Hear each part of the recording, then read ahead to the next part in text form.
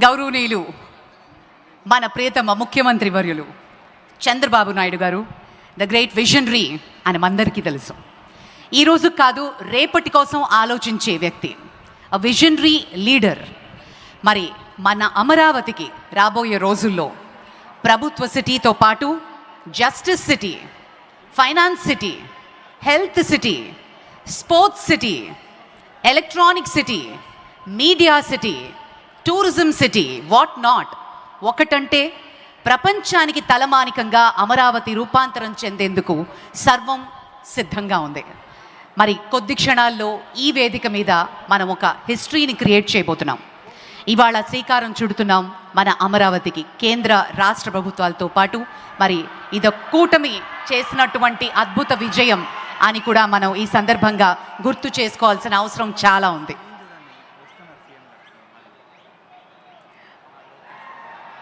గౌరవనీయులైన మంత్రివర్యులు శ్రీ నారా లోకేష్ గారు ఇప్పుడే విచ్చేశారు.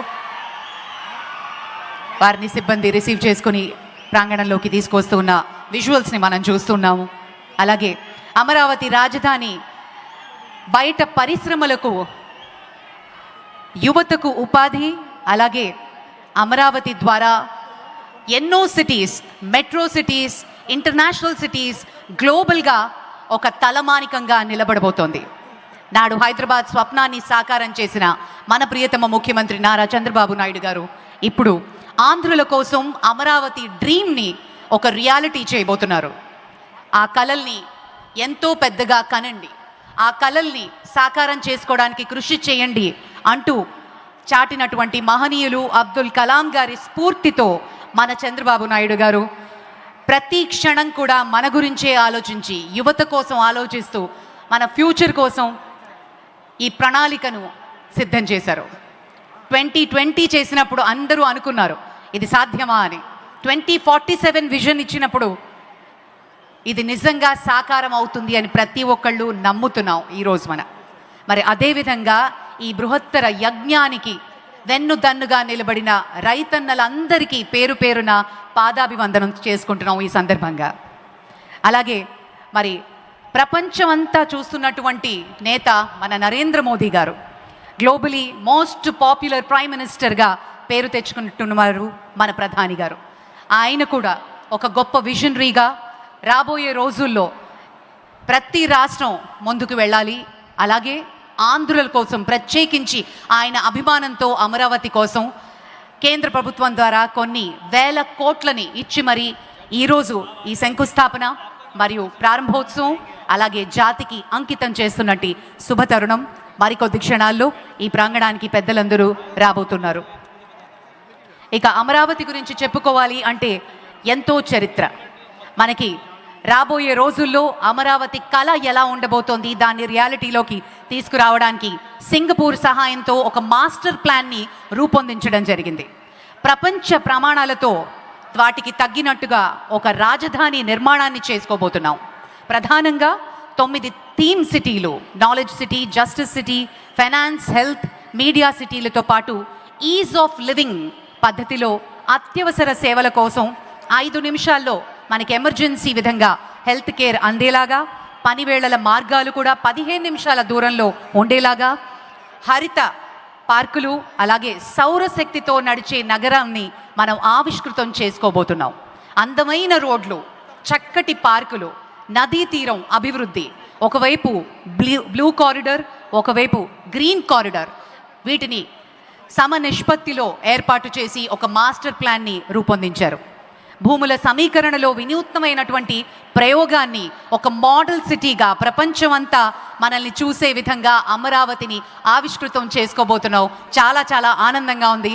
అండ్ ప్రత్యేకించి మన రైతన్నలు తమ భూముల్ని స్వచ్ఛందంగా ఇవ్వగా అభివృద్ధి చేసిన ప్లాట్లతో పాటు ఎంతో వినూత్న రీతిలో వీరికి అమరావతిని ఒక మోడల్ సిటీగా చేసి చూపించి మీరు ఆశించిన విధంగా నెక్స్ట్ జనరేషన్కి, మీ వారసులకి ఒక అద్భుతమైన రాజధానిని ఇవ్వబోతున్నది మన ప్రభుత్వం.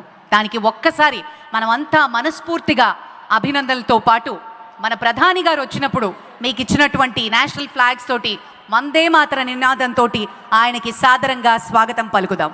అమరావతి పునఃప్రారంభం మనందరి అదృష్టంగా భావించాలి.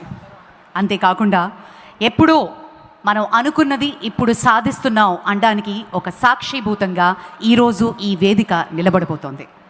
ప్రధాని నరేంద్ర మోదీ ఇప్పుడు ప్రపంచంలోనే అత్యంత శక్తివంతమైన నాయకుడుగా ఆవిర్భవించారు. దేశాన్ని ఏకఛత్రాధిపత్యంగా నడిపిస్తున్న యోధుడు. అమరావతికి తిరిగి పునః ప్రతిష్ఠ చేసి గతం గతః అని అనుకోకుండా మీకేం కావాలో చెప్పండి, ఆంధ్రుల స్వప్నాన్ని కేంద్ర రాష్ట్రాల సాకారం తప్పకుండా అందిస్తాం అంటూ ముందుకి సాగుతూ ఈరోజు ఆయన వెన్నుదన్నుగా నిలబడి ఈ కార్యక్రమానికి రాబోతున్న క్షణం. ఆంధ్రప్రదేశ్ అభివృద్ధిని రేసు గుర్రంలా ముందుకు తీసుకువెళ్లేందుకు ఏమైనా చేస్తాం అంటోంది మన మోదీ సర్కార్. అలాగే ఆయన ఆలోచనలే ఆలస్యం, నేనున్నాను అంటూ ఒక అభయాన్ని ఇచ్చారు మోదీ గారు.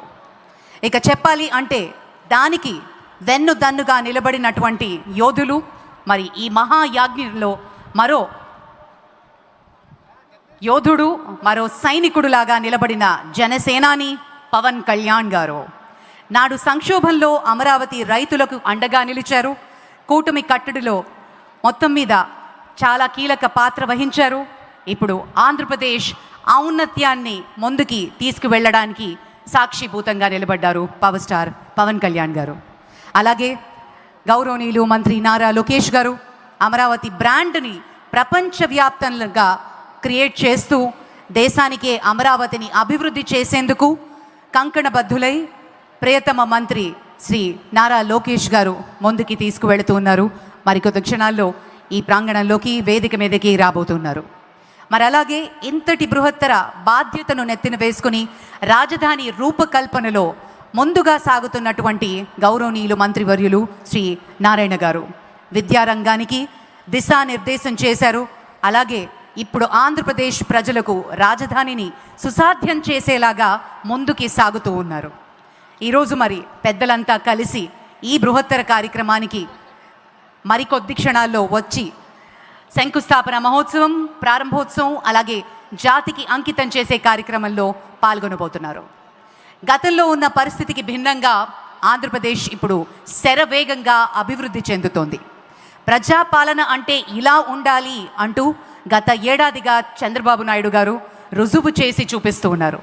అమరావతి స్వప్నాన్ని సాకారం చేసేందుకు, దేశంలో మరో అద్భుత నగరాన్ని తీర్చిదిద్దేందుకు రాష్ట్ర ప్రభుత్వం కృతనిశ్చయంతో ఉంది. కలిసుంటే కలదు సుఖం, ఇదే ఆంధ్రప్రదేశ్ మోటోగా నాడు మద్రాసు నుంచి విడిపోయినా, ఆ తర్వాత ఆంధ్రప్రదేశ్ రెండుగా విడిపోయినా ఎప్పుడూ యూనిటీలో ఆంధ్రప్రదేశ్ ఆంధ్రత్వాన్ని ఆంధ్రులు ఖచ్చితంగా ఉండాలి అని భావిస్తారు. సవాళ్లను ఎదుర్కొనేందుకు ఆంధ్రప్రదేశ్ ఎప్పుడూ వెనకాడలేదు. సంక్షోభాలను ఎదురుగా నిలబడ్డానికి ఏనాడు వెనకంజ వేయలేదు. మేము ఆంధ్రులము అంటూ అటు America, Australia, Saudi, Dubai, Africa ఒకటేంటి ప్రపంచం మొత్తం ఆంధ్రులు చెరగని ముద్ర వేశారు అంటల్లో అతిశయోక్తి లేదు. అంతేకాకుండా అమెరికా ఉపాధ్యక్షులు జేడీ వాన్స్ భార్య, మన ఆడపడుచు ఉషా చిలుకూరి ఇటీవల పర్యటనలో తెలుగు వైభవాన్ని కళ్ళకు కట్టినట్టు చెప్పారు. ఆంధ్రప్రదేశ్ అఖండ విజయానికి ఎన్ఆర్ఐలు మేము సైతం అంటూ నిలబడ్డారు. జై ఆంధ్రప్రదేశ్, జై భారత్ అంటూ నినాదం చేశారు.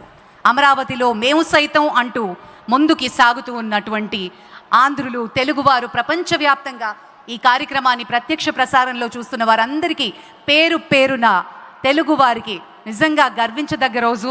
అండ్ వారికి మనస్ఫూర్తిగా అభినందనలు, కృతజ్ఞతలు తెలియజేసుకుంటున్నాం.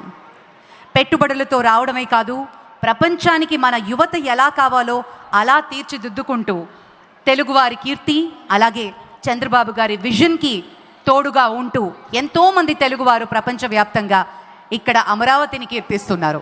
ఈ రోజు కోసం ఎంతోమంది వెయిట్ చేస్తున్నారు. చాలామంది చాలా దేశాల్లో కూడా ఈరోజు ఎప్పుడు వస్తుందా, మన మాస్టర్ ప్లాన్ ఎప్పుడు రూపాంతరం చెందుతుందా అని వేచి చూస్తున్న వారి కళ సాకారం కాబోతోంది. మరికొద్ది క్షణాల్లో మన పెద్దలు, గౌరవనీయులు ప్రధానమంత్రి వర్యులు ఈ ప్రాంగణంలోకి రాబోతున్నారు. అలాగే కార్యక్రమంలో పాల్గొంటారు. అండ్ మంత్రివర్యులు అందరూ మాట్లాడతారు. అలాగే లాంఛనంగా ఈ వేదిక మీద కొన్ని వేల ప్రాజెక్టులని లాంచ్ చేయబోతున్నారు. ఇనాగరేట్ చేసి అలాగే ప్రారంభోత్సవం చేసి జాతికి అంకితం చేయబోతున్నారు ప్రధాని శ్రీ నరేంద్ర మోదీ గారి రాక కోసం వేచి చూద్దాం.